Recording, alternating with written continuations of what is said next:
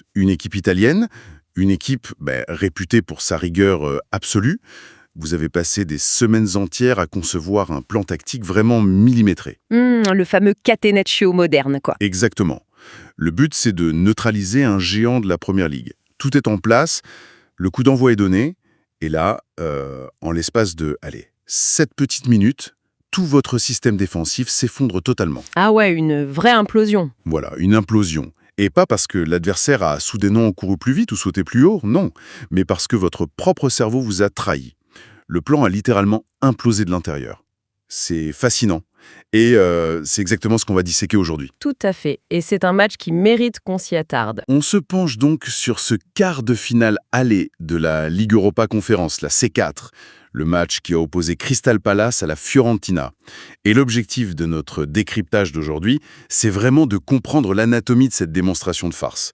Une victoire 3-0, sans appel, des Londoniens. Bon, on va décortiquer tout ça. C'est un cas d'école exceptionnel, vraiment. On a souvent tendance, je trouve, à résumer les matchs à élimination directe en Europe à des batailles d'usure. Ouais, des parties d'échecs interminables. C'est ça, où personne ne veut prendre de risques, on s'observe beaucoup. Mais ce que l'on observe ici, à travers nos sources, c'est la destruction méthodique d'une équipe par une autre. Ce 3-0, ce n'est pas qu'un score sévère pour la Fiorentina, c'est une bascule monumentale. Une vraie bascule, oui. Ça propulse quasiment Crystal Palace, qui, on le rappelle, assumait déjà son statut de grand favori. Eh bien, ça les propulse directement vers le dernier carré, vers les demi-finales. Et c'est là que le sujet devient universel, je pense. Même pour ceux qui nous écoutent et qui ne suivent pas forcément chaque week-end le championnat anglais ou italien. Parce que ce match, c'est une véritable masterclass sur la gestion de l'extrême pression. La psychologie joue un rôle clé, oui. C'est la preuve irréfutable que dans la haute performance, une micro-erreur, une simple fraction de seconde d'inattention, ça peut déclencher un effet domino totalement incontrôlable. Enfin, ce n'est plus juste du sport à ce niveau-là. C'est de la psychologie de crise en temps réel. Absolument. Je suis entièrement d'accord. La différence de niveau perçu sur le papier entre la Première Ligue et les autres championnats, elle se matérialise souvent, non pas dans la technique pure, mais dans cette capacité à exploiter la moindre hésitation. Le fameux cynisme des grandes équipes. Exactement. Et pour comprendre comment on arrive à un tel score de 3-0, il faut un peu abandonner l'idée de regarder juste la fin du match. Tout se joue en fait dans le premier tiers de la rencontre. La fondation de cet effondrement italien, elle se situe très précisément à la 24e minute. La 24e minute, la première fissure dans le barrage. Le défenseur de la Fiorentina, Dodo, commet une faute dans sa propre surface de réparation. C'est qualifié d'erreur, je cite nos sources, imprudente. Une faute lourde de conséquences. Ah oui, l'arbitre n'hésite pas une seconde penalty. Jean-Philippe Mateta s'avance pour Crystal Palace. En face de lui, il y a quand même David De Gea. Mateta s'élance, frappe dans ce qu'on appelle le mauvais coin pour le gardien espagnol et boum, ouvre le score. C'est un peu comme trébucher sur le tapis rouge avant même que le film ne commence, quoi. C'est une très bonne image. Et ce terme d'imprudent qui est utilisé dans nos textes, c'est vraiment la clé de voûte de toute cette première période. C'est-à-dire ? Ce n'est pas une glissade, tu vois, ce n'est pas un rebond capricieux ou de la malchance, c'est une erreur de jugement. Attendez, je vous arrête tout de suite parce que c'est là que je m'interroge. Quand on a affaire à un défenseur professionnel de ce niveau-là qui joue une Coupe d'Europe, comment on explique une erreur imprudente à la 24e minute ? Je veux dire, les joueurs ne sont pas encore fatigués physiquement, si. Non, clairement pas à ce stade du match. Du coup, est-ce que cette faute de Dodo, c'est le résultat d'un choc physique face à l'intensité anglaise, ou est-ce que c'est une rupture purement psychologique due à la peur de l'adversaire ? C'est une excellente question, et je suis convaincue que la réponse penche très lourdement du côté psychologique. En fait, la fatigue cognitive précède presque toujours la fatigue physique dans ce genre d'affrontement au sommet. La fatigue cognitive, oui. Imaginez un peu la charge mentale de Dodo à ce moment-là. Dès les premières secondes du match, il subit des vagues offensives constantes. Il doit lire des trajectoires de passe qui sont beaucoup plus rapides qu'à l'accoutumée en Serie A. C'est le rythme de la Première Ligue qui s'impose, quoi. Voilà, il doit gérer des attaquants qui pressent sans arrêt. Et au bout de 20 minutes à ce régime, le cerveau est littéralement en surchauffe. Cette imprudence, c'est le moment où le traitement de l'information, dans sa tête, ralentit d'un dixième de seconde. Un petit dixième de seconde et ça suffit. Oui, il voit le ballon, il pense pouvoir l'avoir, mais son corps arrive en retard sur la situation réelle. C'est le symptôme classique d'une équipe qui est étouffée par le rythme adverse. Donc si je file ma métaphore, le barrage ne cède pas sous la force brutale de l'eau, Il cède parce que le béton était sous une tension extrême depuis la première seconde. C'est exactement ça. Et là-dessus, on arrive à la sentence, le penalty. Oui, et le duel qui s'ensuit, pour moi, c'est un vrai chef-d'œuvre de domination psychologique. Mateta face à David De Gea. C'est pas n'importe qui en face quand même. Non, on ne parle pas d'un novice. De Gea est une légende, c'est un maître absolu dans l'art de lire le langage corporel des tireurs, de les intimider juste par sa présence sur la ligne. Son envergure, son aura, oui. Exact. L'enjeu est colossal à cet instant. Si Mateta rate, il donne un ballon d'oxygène complètement inespéré à la Fiorentina et le stade entier aurait pu basculer dans le doute. Mais Mateta le prend totalement à contre-pied, il tire dans ce fameux mauvais coin pour le gardien. Cela dit, pour me faire un peu l'avocat du diable, un penalty c'est souvent perçu comme une loterie, un jeu de devinettes. On choisit un côté, le gardien choisit l'autre. En quoi est-ce que ce tir précis, ce contre-pied parfait, ça prouve quoi que ce soit sur la psychologie de Crystal Palace? Enfin, n'est-ce pas juste un penalty réussi et puis c'est tout? Si on regarde ça de manière très superficielle, ouais, on pourrait le croire. Mais la biomécanique d'un penalty tiré à contre-pied face à un gardien de cette classe, ça raconte une toute autre histoire. Ah bon? Comment ça? Pour envoyer De Gea d'un côté et la balle de l'autre, Mateta doit masquer ses intentions vraiment jusqu'à la toute dernière milliseconde avant l'impact. Et ça demande un relâchement musculaire et une froideur clinique absolue. Ouais, il faut pas trembler, quoi. Exactement. S'il était tendu, s'il ressentait le poids de l'enjeu, son corps se serait contracté, ses épaules auraient trahi la direction et un gardien avec l'expérience de De Gea l'aurait élu immédiatement. Il aurait plongé du bon côté sans même forcer. C'est ça. Donc ce contre-pied, c'est le message d'un attaquant et par extension d'une équipe entière qui ne doute absolument pas. Ils sont dans leur stade, ils sont les favoris et ils l'assument pleinement. Il ne frappe pas juste super fort au milieu en fermant les yeux en espérant que ça passe. Il regarde la légende dans les yeux et l'envoie valser du mauvais côté. Voilà, C'est d'une insolence totalement calculée. parfaitement résumé.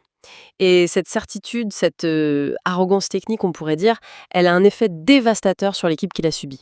La Fiorentina ne vient pas seulement d'encaisser un but bêtement, elle vient de réaliser que Crystal Palace n'est pas du tout intimidé par le contexte européen. Et c'est ce qui nous amène, je crois, à la section suivante de notre analyse.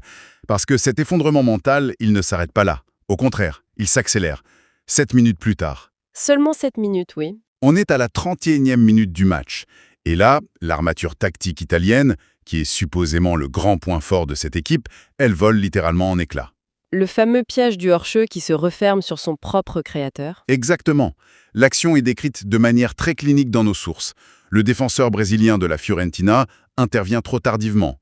Et ce retard annule le hors-jeu. Mateta se retrouve en position de tir, il manque le cadre à une fraction de seconde près, mais Tyrick Mitchell a suivi, et lui, il pousse la balle au fond. Et ça fait 2-0. C'est sans aucun doute le moment le plus instructif tactiquement de toute la rencontre. Pour bien visualiser ça pour ceux qui nous écoutent, j'aime bien comparer la ligne de hors-jeu italienne à l'un de ces systèmes de sécurité avec des lasers dans les films de braquage de banque. Ah, j'aime bien l'image. Tout repose sur un alignement parfait. Si les 4 défenseurs remontent en même temps, le piège fonctionne, les lasers sont coupés, les alarmes sonnent et l'attaquant est pris. Mais là, le défenseur brésilien, c'est comme essayer de fermer la porte blindée de la banque, mais laisser son pied coincé dans l'entrebâillement. Il est en retard d'un demi-pas. C'est ça, il brise l'alignement. Il brise l'alignement des lasers et toute la sécurité de la banque devient inutile. L'attaquant passe sans rien déclencher. La métaphore est vraiment très juste car elle illustre parfaitement la mécanique hyper complexe du hors-jeu. Ce n'est jamais une action individuelle, c'est une chorégraphie collective. Une danse très dangereuse. Exactement. Chaque défenseur se positionne non seulement par rapport au porteur du ballon, mais surtout par rapport à ses propres coéquipiers. Quand le texte précise que l'intervention du Brésilien est, je cite, trop tardive, il faut comprendre ce qui cause ce retard à ce niveau-là. Et c'est quoi? Eh bien, c'est souvent un manque de communication, verbale ou juste visuelle, au sein de la ligne défensive. Ou alors, encore une fois, cette fameuse surcharge cognitive dont on parlait tout à l'heure. Le cerveau qui lag, en gros. Voilà. Le cerveau du défenseur a mis un dixième de seconde de trop à analyser si le milieu anglais allait faire une passe courte ou jouer long dans la profondeur. Et ce retard d'un demi-pas, il est fatal.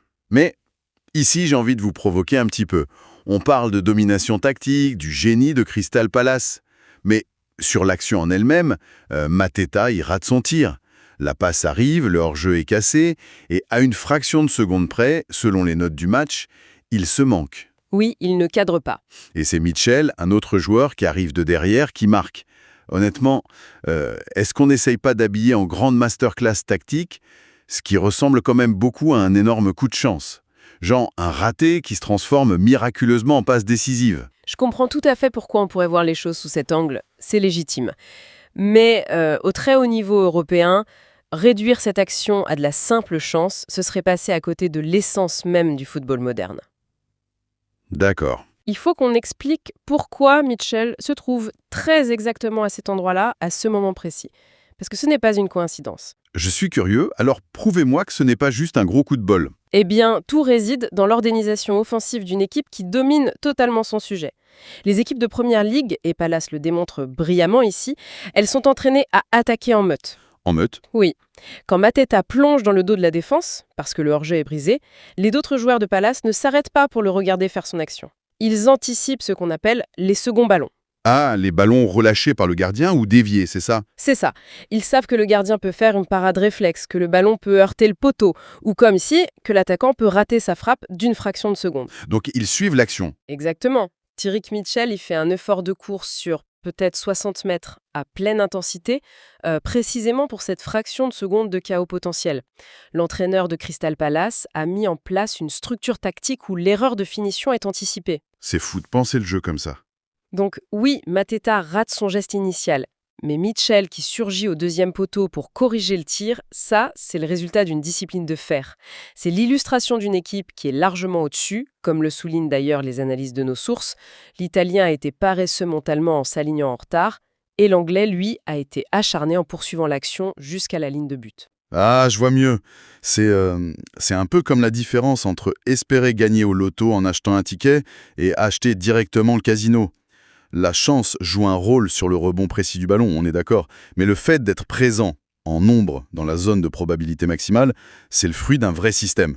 C'est une très belle façon de le formuler.